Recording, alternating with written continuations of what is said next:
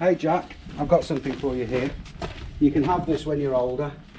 I'm just worried you're going to follow your dad on some damn cool restoration project. What is it? This is your father's plasma cutter. This is the weapon of a fabricating knight. Not as clumsy and random as a grinder, a more elegant weapon for a more civilised age.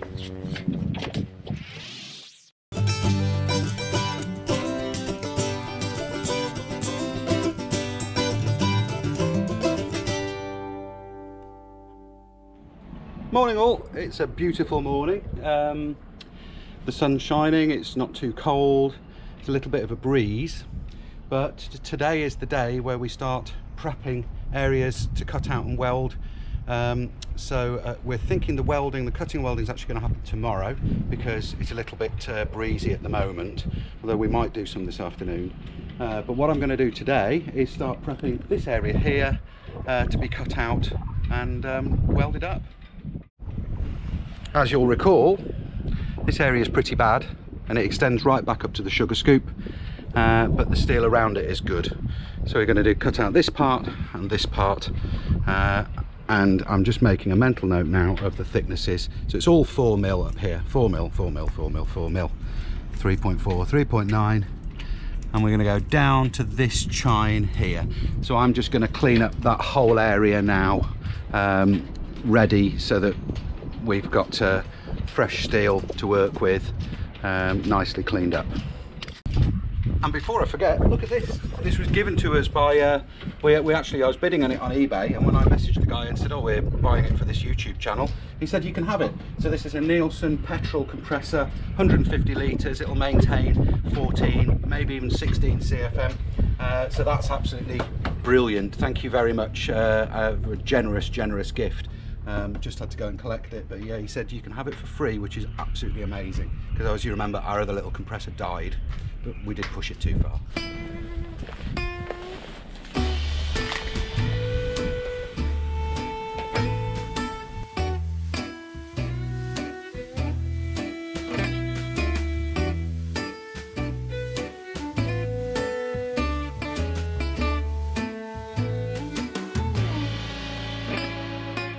As you know, we're not allowed to sandblast in the yard.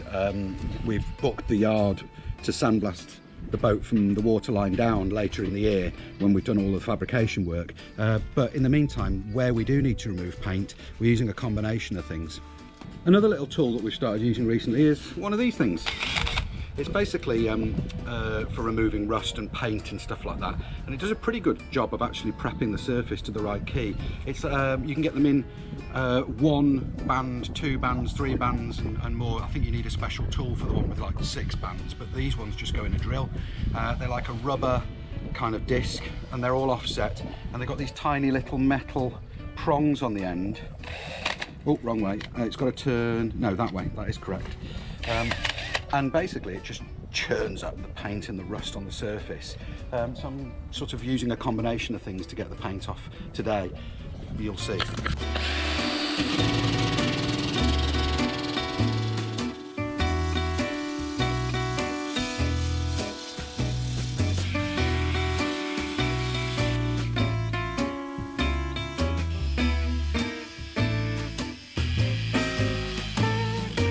What are you doing, Jack? I'm just taking off this old outboard bracket, because if we're going to use this again, we have to replace the wood because it's not rotten.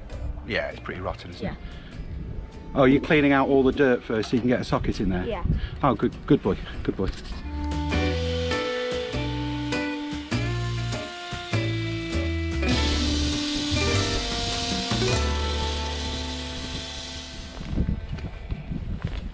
Okay, look at this. I've cleaned up this whole area, way back round to this chine, and it's all shiny. Shiny! Shiny's not great for spraying onto, but this tool that I've been using actually keys the surface, and when we've finished the welding, we're going to shot blast from the waterline down, as I've said, so that will key all of the old steel and the new steel to the same texture, ready for spraying. But look at this.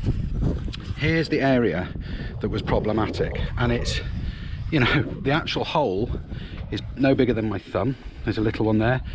The corrosion extends out here and here, and down here is a little bit of pitting there, but it is literally just surface pitting. And then we've got these two areas. So we've got this area, as I've said before, and this area down here. So let's have a look at the extent.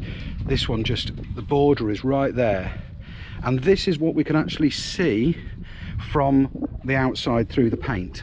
And when we took the measurements with the ultrasonic thickness tester, we went along here to see how far back to check, and it's exactly as we expected. This little surface pitting here, I'm actually not too worried about. That'll be fine. There's less than 1/10 of a mil or 1/2 mil gone off there. This bit here is a little bit more pitted, so I'll cut this out. Obviously this bit here, and you can see this is literally just where water has been sat on that rib inside there, on the stringer rather, inside there, on the chine. And the same here, this is just along the water line actually. So I'm not even going to bother knocking that off with the needle scaler, because we're going to cut out this section here, and it goes back as far as the transom, the sugar scoop. And look at this, this is all beautiful. Again, there's tiny little pinprick type bits of surface pitting, which we'll treat, and that'll be absolutely fine. There's no loss to the steel there. It's just a little bit of pitting, so absolutely delighted. And then obviously we've got to do the other side, and the question is now, do I start the other side now, or do I be focused on one area at a time? Don't know, we'll see. I've decided, while I've got the tools on this side of the boat, save moving everything all the way over, I'm just going to work all the way along the waterline, because there's this just tiny little bits of corrosion and brown just popping through all the way along the waterline, so I may as well actually from here forward this kind of thing. But yeah, I'm just going to work along the waterline, I think, while I've got the tools on this side of the boat. May as well.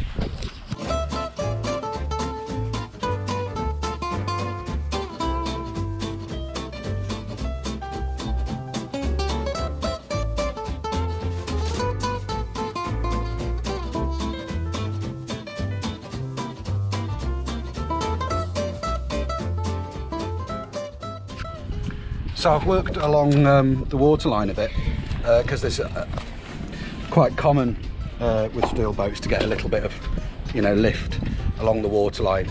You see it on most steel boats, and it's areas like this which are particularly interesting. So what I wanted to know was this little blister here, did it extend out really far? I mean, we've tested with the metal thickness tester, I'm pretty confident it didn't, but your best gauge is always your eyes. So no, it doesn't. That blister is only that big. It's very, very minor. It's very, very surface. Little bit of imperfection there and there, but it's nothing to worry about at all. And I've actually got another ultrasonic thickness tester, one that doesn't read through paint, but now I've exposed that, I can check and be absolutely certain of how thick that steel is there. And the same along here. It's all lovely. There's just a few little surface pits which would mark the paint, causing the boat to look very tatty and what have you, but nothing to worry about. Let's just have a look further forward. Is there anything else I need to do? This is all fine. This is all fine. All the way to the front. Oh, there's a bit there, but that actually hasn't gone from... That's where it's been scuffed by something in the yard, I think. That will need doing. So there's a bit there and a bit there where it's been chipped by something at some point in its life. Okay, so the next thing I'm going to do is I'm going to mark up the piece that I'm going to cut out. I'm going to be using the plasma cutter to cut it out, so I'm not doing that just yet because I need somebody here to do fire watch. And I'm going to radius the corners with a 35mm hole saw, mark it out, and that will also give me my points for the inside. It'll mark obviously where I've drilled through. I'll be able to see on the inside where I've drilled through.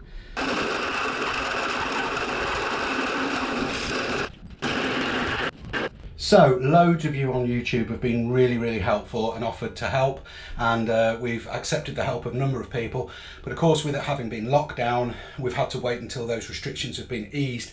But we've got somebody that's come down to help us today, an amazing guy called Adam, who's an ex-welder from the Royal Navy. He's still a professional welder, but he was in the Royal Navy, so he's the ideal man to help us with this job. So I've got somebody now here for fire watch. Didn't have this morning, but we've got somebody here for fire watch, so we can crack on with at least getting the plasma cutting done, see how far we get today. Come and meet Adam. Hi Adam, thanks very much for coming down. I shan't shake your hand, COVID and all of that. Yeah. As you've seen this morning, what I've done is cleaned up all of this steel and I've radiused all the holes ready to cut this out. So what we're going to do now is, now that Adam's here and we've got fire watch, I'm going to plasma cut this out now.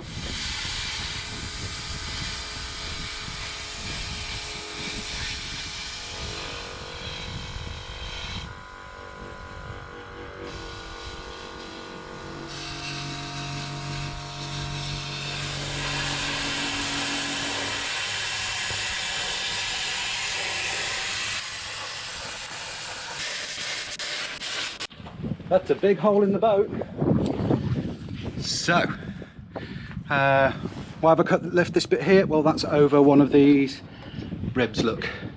So, we've got a huge section chopped out the boat. I'm going to clean all this up now.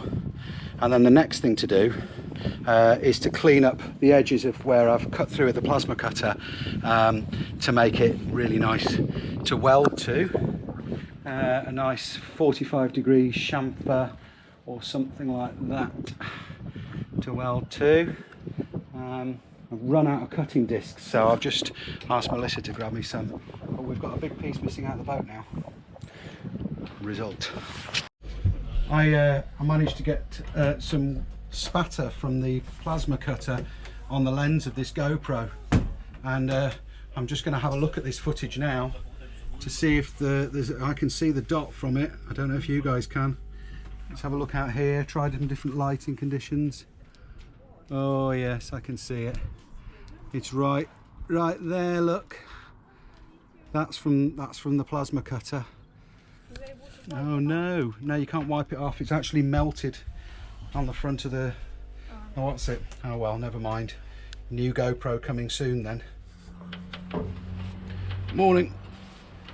It's a fantastically beautiful morning. I've literally just woken up. And here's what we did yesterday. Look at that. And we've got templates made in board to cut out the steel today to weld this piece in. So yeah, that's today's job. There's the piece we cut out. And for those of you that are interested, that's what it looked like on the inside. And there's the coal tar epoxy, and you can see the rust on the inside.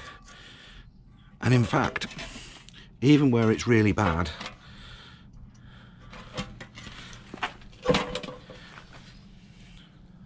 it doesn't extend out very far beyond what's visibly corroded, and that's really promising.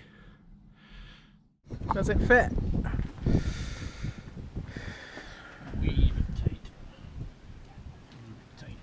Always grind back. Yeah, I'd rather cut to that and grind back. Yeah.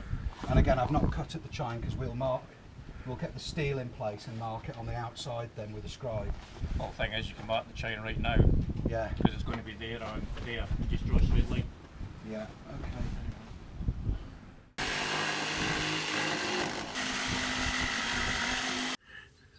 Okay. They're just making a template. Yeah, template in hardboard so we can cut the steel out.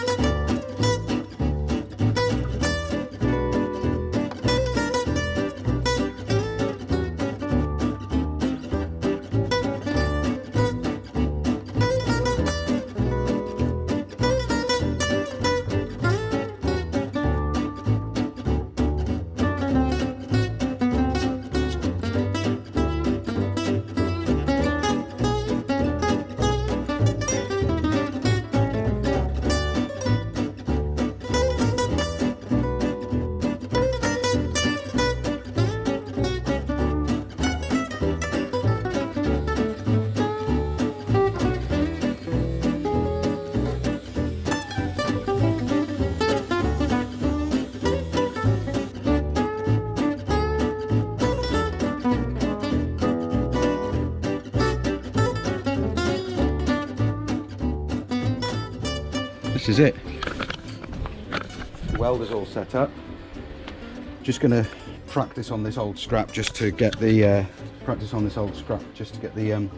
the welder set up right, and then we're going to start welding in the first piece. Exciting stuff.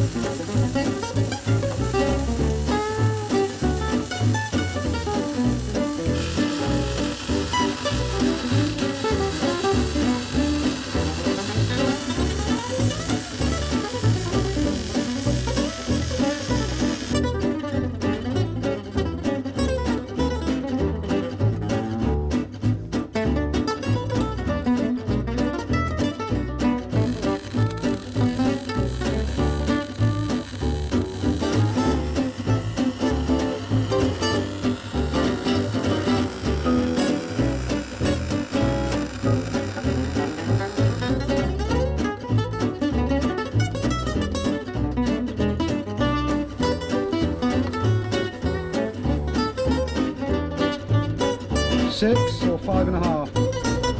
Oh, it's actually, I've just turned it up to 8.9.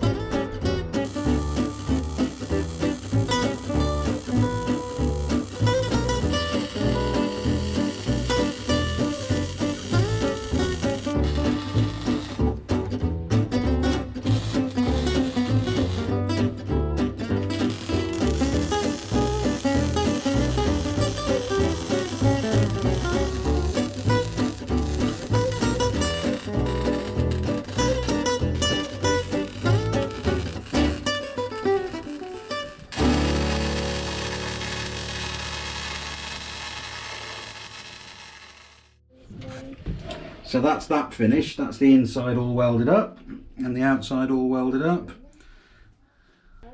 Job done. Well, it's all been go today here. What have we done? Loads and loads and loads. You can hear the grinder still going. We are still working, but the footage that we're shooting now is going to be in the next episode. So this is going to be a to be continued. It's been a mammoth day. Right, let me show you. All of this side now is all patched up. That all needs cleaning back, and the weld cleaning back and linishing and just making sure that it's good and sound and solid, but it is. Adam's now working on cutting out the other lasarette, the other side. So that's well underway as well, and we'll work until it gets dark tonight. We've got the steel here to do the new cockpit seats and cockpit floor and all of that stuff, which we probably won't get done in the next 2 days, but I did say I wanted to get all the welding done by the end of this summer, so we're well on target. The anchor locker is going to have to wait until the mast comes down, as we're aware, because I don't want this to kind of peel open by cutting away too much strength from the anchor chain locker. And then the other thing that we have discovered is the bottom of the keel box was weeping very slightly. We've been along and cleaned all of that up, and there was a little tiny bit of moisture weeping out of there. I bet I look a state, don't I? A little tiny bit of moisture weeping out from the bottom of there, and we were a little bit concerned, wondering if the base plate on the underneath of the keel had gone. So we've cut out some strip sections along the bottom, and the base plate of the keel isn't actually 6mm, it's 8mm, and it's in really good condition. It's really thick. What had gone, there were some pinholes in the bottom of the 4mm plate that's welded onto the side of the keel box. I'm not sure if I'm explaining that correctly, but anyway, it's not going to be an issue. So I'm going to cut out some places. There's a little tiny bit of moisture in the bottom of there that needs to drain out. I'm going to let that drain, and then we're going to patch that up in a couple of weeks. It's not going to be a problem at all.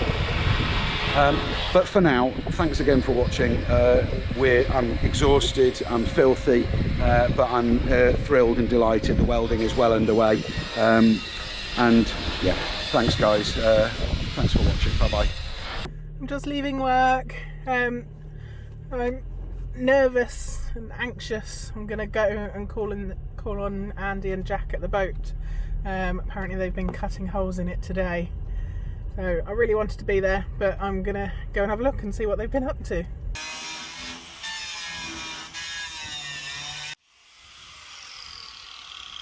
Hello. Right. Yeah, Looking good. getting there, isn't it? Yeah. It's just hard work grinding it all back. Yeah. But this side's done. It just needs, you know, tidying and grinding and It's very exciting. yeah. This is all for tomorrow's episode, not today's episode, which is fine because I've already said that. I've already said goodbye to today's episode, and I've done a to be continued. So this is fine. You can keep this in. So this is actually the next day, I Right. think. Although it may be on the end of this episode. Right, okay. That'll confuse the viewers, but it doesn't really matter. I'm confused. Eh? I'm confused. Yeah, don't worry. It'll be funny, or maybe not. See the other side. Eh? See the other side. Yeah, just don't look at sparks. No, I'll come round. I can't do much more of this. My back's going to pack up.